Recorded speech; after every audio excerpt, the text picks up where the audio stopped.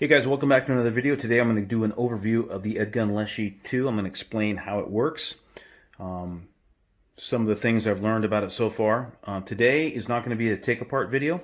I promise I will do one of those later, but the gun you're looking at right now is a prototype model, and there's been something like 105 different changes, small to medium to large things, that Ed and his team have decided to change from the gun you're looking at now to the gun that you'll be getting.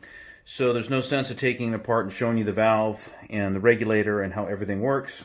But I will explain it from the outside so you guys kind of have an understanding of how everything works. And I will talk about some perils that you may have about the gun and some things that I love and some things that I changed. So without getting too wordy, let's jump right into it. So we have a 180cc tank here. It comes with the twin tubes. A fill probe in the back that does have, as you can see here, a locking dust cover. Now, one of the things, as I talk about this gun, the perils that I have, is there's a small little retaining clip, and on the 25 caliber one that I got, when I was fooling with it, I popped the retaining clip off and I lost it. And when the gun was not under pressure, it allowed the fill assembly to spin. So this fill assembly spun and kind of locked that fill probe in there. So this tank here is not screwed in. It's just set in with a couple O-rings. And just like any other tank would be, it can spin, as you can see here, and it doesn't spin under pressure. So if it's under pressure, it locks in just like, you know, your gauge on the front of your gun does. You know, it doesn't need to be wrenched in super tight. That'll spin. So when this is not under pressure, you can get this to spin, and if you spun it before you put this in, you might have a hard time getting that fill probe out. So when the gun's empty, make sure that your little hole is lined up here. So there's a little caveat there for you. But it comes with a neoprene face cover. We're back to an analog gauge. The heel and toe have a nice rubberized feel to it. And they come in red. The company colors, in case you didn't know, are red and black. So red, white, and black, actually, I think. No, just red and black. So that's kind of a cool thing. So Ed's stuck with the company colors. The gun comes in a 250 and a 350 barrel variant. We are going to have some other stuff later, but right now that's what we have. And it is magazine fed, as you can see here. And I'll basically explain how the system works in a second as I go over the overview. It does have a locking mechanism. And for those of you that are shotgunners, this kind of reminds me of a Super Brit, which is a Belgian gun, side lever gun. And it had a little side lever that unlocked it. And it locks in both positions. So super cool, no more magnet. Nice and sturdy, secure. And when it's locked, very stable. Moving forward, it does have a safety that has a complete magazine disconnect, and I'm going to show you the magazine, sear disconnect, if you will. So right here is the lever that works the magazine, and when I push the safety forward, it actually engages the trigger. So this will engage this little lever, which will open the valve, and I'll explain the system a little bit more in depth in a minute. When you pull the safety, it truly does disconnect, so it can't fire. It is really important that you use the safety on this gun. And as a matter of fact, to me, the only real safe position is with the gun folded. Because as soon as you lock this forward like this, this gun will now fire. And as you can see, well, it's always live because there's nothing to cock because the system is hammerless. So that's one caveat that you got to remember, that the safest gun is a folded gun. So we're going to go ahead and take the magazine out here. Let's talk about the magazine real quick. So the magazine is an 8-shot magazine, regardless of caliber. And just like a revolver, the pellets are fired out of the magazine and into the barrel. So in order to keep the magazine, the pellets retained inside the magazine will come with a magnet locking ring, which works really well. And the cool thing about it is that it makes loading magazines very easy. So Go ahead and put the pellets aside here. This particular gun is a 30 caliber gun, and it's shooting about, with the JSB 50 grainers, I'm rated about 715 and about 740 with the 44 grainers, and the regulator set at 135 bar. Okay, and like I said, I promise later I'll take the gun apart and I'll show you how to adjust the regulator. I'll show everything to you. But right now, because it's a prototype, I'm going to leave all the internal parts alone for now.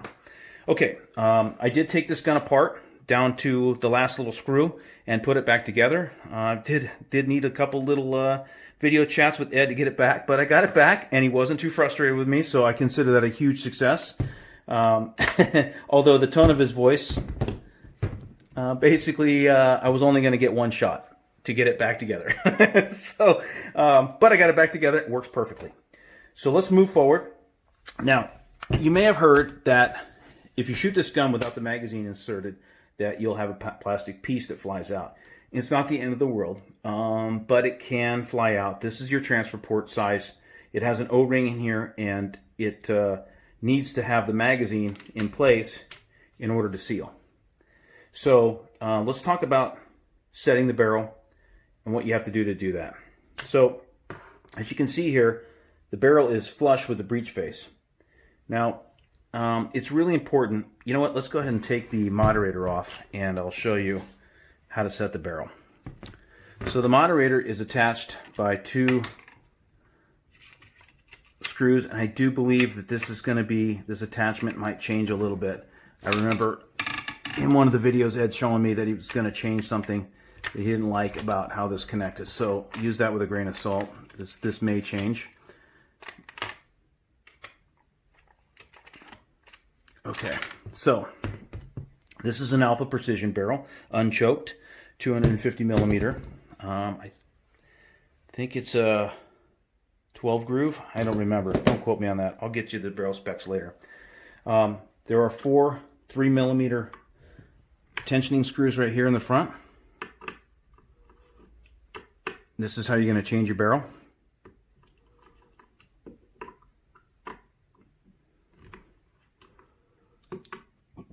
And it's much easier to slide the barrel out this way than it is the old way that we used to do it, because the old way, the Leshiy one had a little moderator here, so it was difficult. So when you go ahead and pull this barrel out,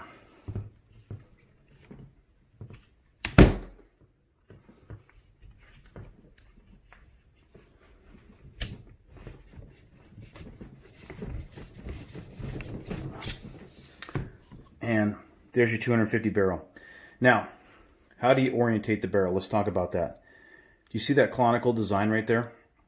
The way that the way the barrel is cut, so it's a cone. That is so the pellet can be directed into the back of the breech correctly and centered each time. Kind of like a revolver. This is basically a feed ramp. And then, of course, you have the crown, which, if you guys want to remember, the crown, the lands and grooves of the rifling meet the crown, and the crown is the finishing part. So if you're trying to decide where to put the barrel, which way, look for the bevel.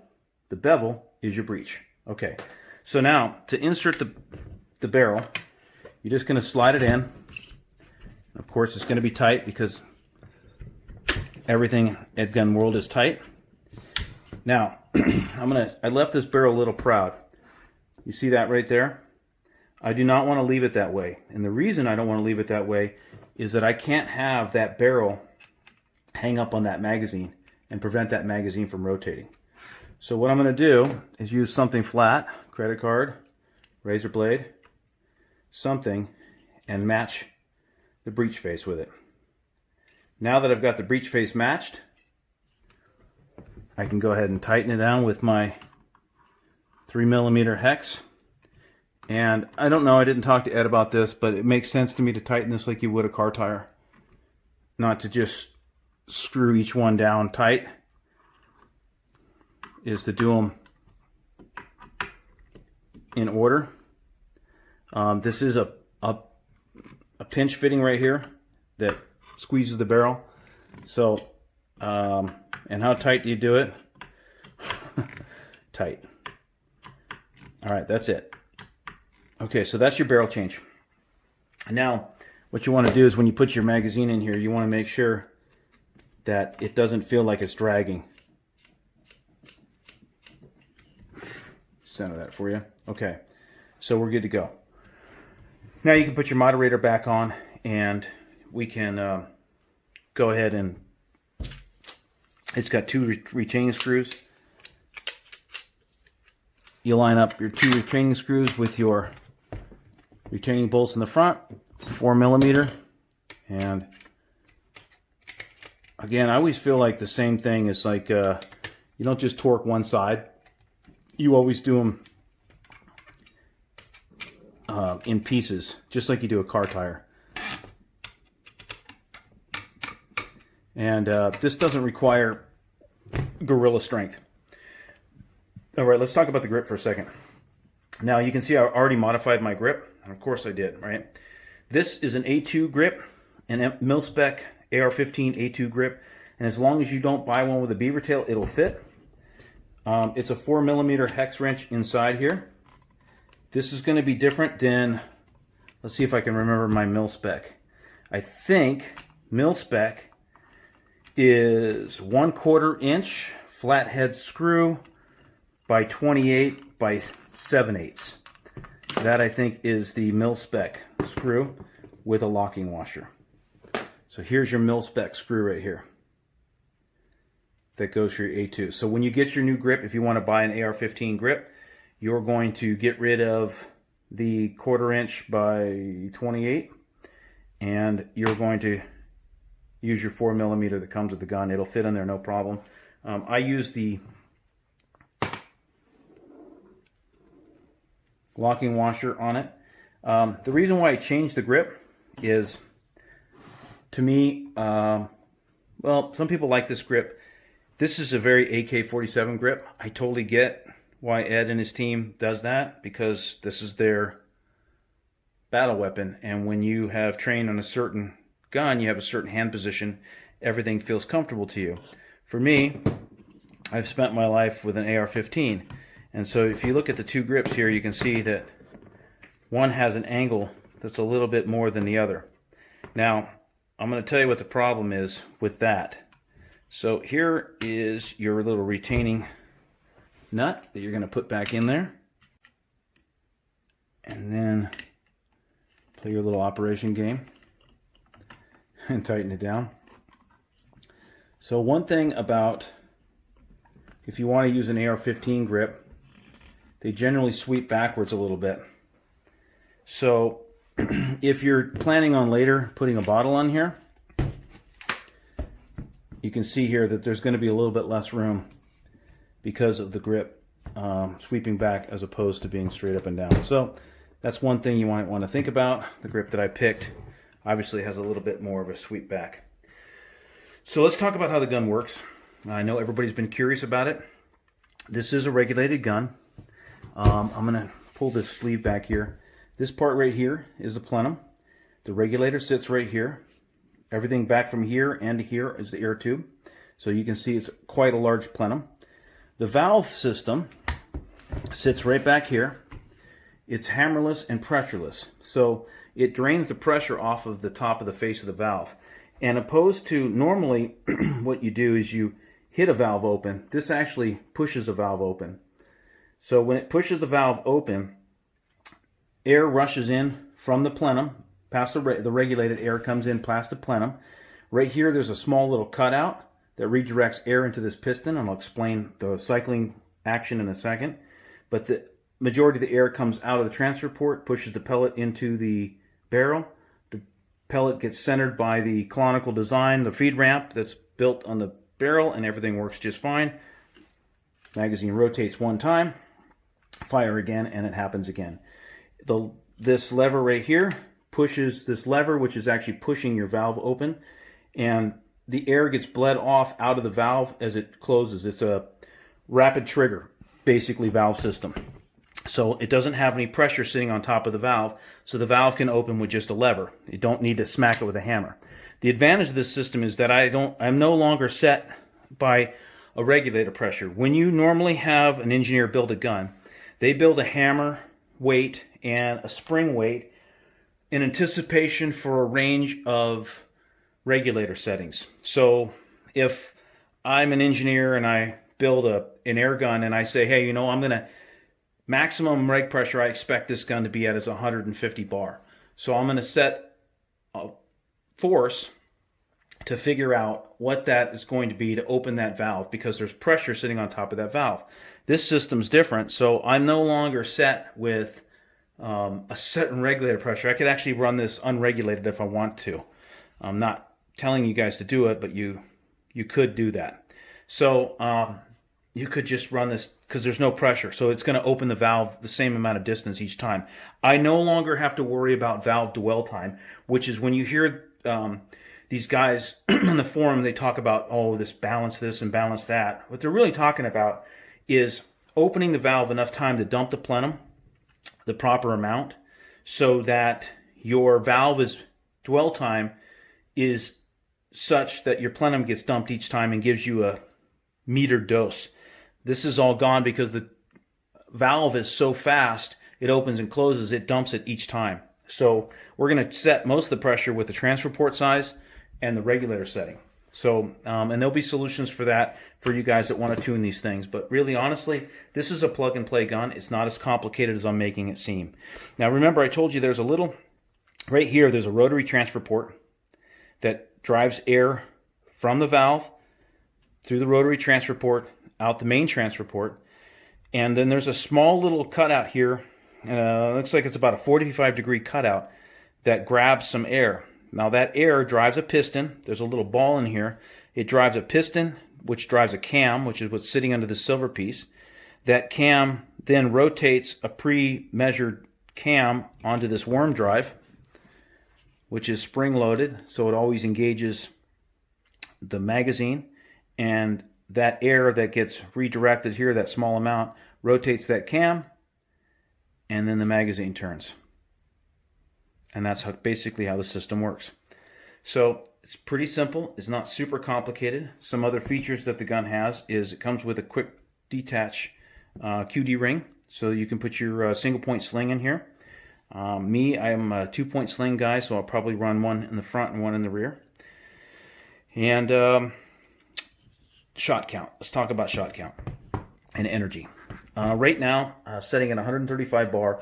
Like I said, I'm shooting this gun at 715 feet per second with a 50 grainer in a 250 barrel, and about 730 feet per second with a 4475 out of a 250 barrel. On average, the gun, I keep getting these questions about shot count. On average, the shot count is, we're going to call it 10 joules per cc. And the reason why I'm going to give you that number is there's so many variables in this gun of how you're going to set it, what energy you're going to set, and to give you a shot count is just not going to be realistic. I mean, I could just tell you somewhere between 16 and 50 or more or less, depending on what pellet you're using and what speed you're using. So that's something also to take in consideration. I think I've covered everything on the gun. If you guys have any questions, feel free to put comments in the YouTube section, and I'll answer any questions that you have. The trigger is fairly light. It is a single stage. It has a little bit of a take up, but it is a 2-stage trigger, but it's pretty light. It's a little bit different of a trigger. This is not the kind of trigger where you can sit there and play with. And I'm gonna shoot it here. You can see there's no pellets, so we're gonna be safe. But I'm gonna demonstrate something for you here. When you go slow, did you hear the air come out first? Now you can't go slow, so you're gonna shoot it like this, and you can see you have a little bit of take up, and then the trigger goes. It's very light. I like the trigger. It reminds me of a combat trigger, so I dig it. I have no problem shooting it. I'm going to take this gun out tomorrow, and then I've already shot some, and we'll do just a pure shooting video. I've decided to break these into 2 pieces. That's why I've got this Striker HD 4.5 to 30 by 56, because I'm going to throw some serious yardages on this thing tomorrow in a little tiny small setup gun. I dig it. I think you guys are going to be super stoked on this gun. I mean, really, there's not much I can complain about. I mean, I'm trying to look at it and say, you know, what don't I like? I don't know. I mean, The gun's, what, 26 inches overall. It folds down to 14 inches. It weighs about 5.5 pounds unloaded. Fits in a backpack. It's the gun you dreamed of having when you were 13 years old, but nobody knew how to make it. I don't know. I mean, I'm so excited about this gun. I almost forgot one thing. Here's your bleed screw right here. Please don't take the valve apart. There's really no reason to take it apart. But if you do take it apart, it can get put back together. But there's your bleed screw right here. This gun can be shot on empty. For those of you that own a Velez, you know that you can shoot a Velez all the way down and not hurt it. This can be shot all the way down. As soon as it gets down to about 20 bar or so in the gun, it just leaves the valve open and it drains out the transfer port. All good. Remember that always have the magazine in place. Don't shoot it without the magazine in place. And pretty much that covers the overview of the gun. I hope you love it. I do. I was telling Ed the other day, you know, that this thing has renewed my love of air guns. And it's not that I didn't love them, but you know, when you have a business and you're handling them all day, the newness kind of wears off. And this is the first gun that I've seen in a long time that just really, man, I just love this thing. This is so much, it's just so cool. And not just because I sell it. If I wasn't even the Edgun dealer, I'd be buying one of these things because it's just that uber cool. And I think you're going to be super excited in the future of what this gun will morph into. The potential of this gun is outrageous. And I think you're going to be super stoked. Again, any questions, feel free to hit me up on YouTube. You can email me. But if you hit the questions up on YouTube, everyone can see them and I'll answer them on there. And I hope to talk to you guys soon. And I hope you enjoyed this overview of the video. As I said, I promise I'm going to take the gun apart. Thanks. Take care.